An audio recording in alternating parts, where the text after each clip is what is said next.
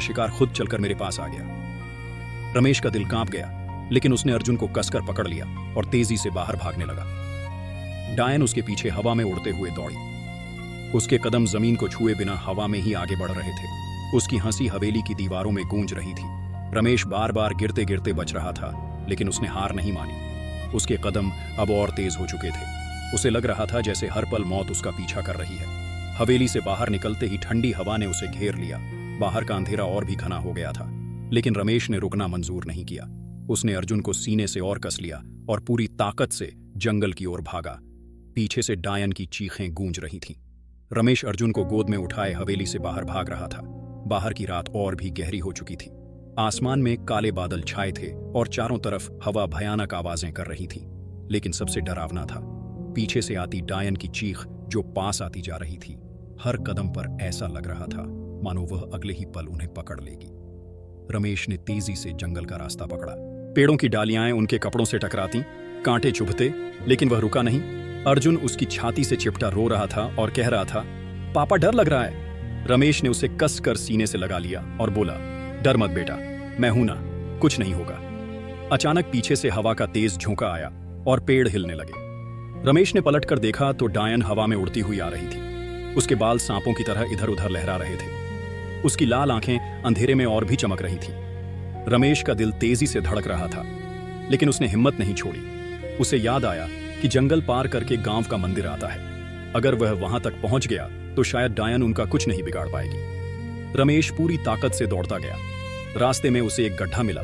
वह लड़खड़ाया, लेकिन गिरा नहीं। डायन ने चीखते हुए अपने लंबे हाथ बढ़ाए और उसकी पीठ पर झपटी, लेकिन रमेश ने समय रहते एक पेड़ के पीछे से निकलकर उसे चकमा दे दिया। डायन की उंगलियां पेड़ की छाल पर लगीं और छाल धधक कर जल उठी। अर्जुन डर के मारे चीख पड़ा। रमेश ने और तेज कदम बढ़ाए।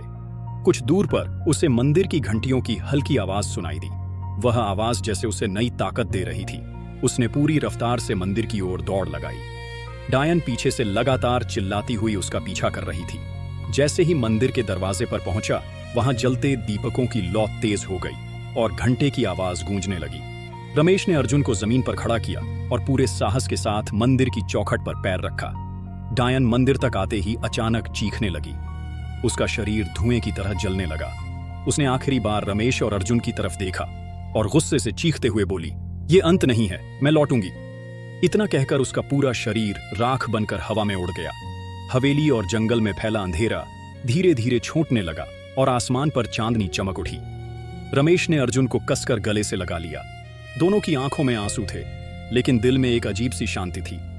अर्जुन ने धीमे स्वर में कहा, पापा, आपने मुझे बचा लिया। रमेश ने उसके सिर पर हाथ फेरते हुए कहा, जब तक मैं जिंदा हूं तुझे कुछ नहीं होने दूंगा। धीरे धीरे गांव के लोग भी मंदिर की ओर आने लगे। उन्होंने रमेश और अर्जुन को सुरक्षित देखा तो राहत की सांस ली। बुजुर्गों ने कहा, आज एक बाप की हिम्मत ने पूरे गांव को उस श्राप से बचा लिया। हवेली अब खामोश खड़ी थी, लेकिन उसके पीछे छुपा रहस्य हमेशा गांव वालों को डराता रहेगा। तो दोस्तों, सोचिए, अगर आपके साथ ऐसा हो तो क्या आप भी रमेश की तरह हिम्मत जुटा पाएंगे?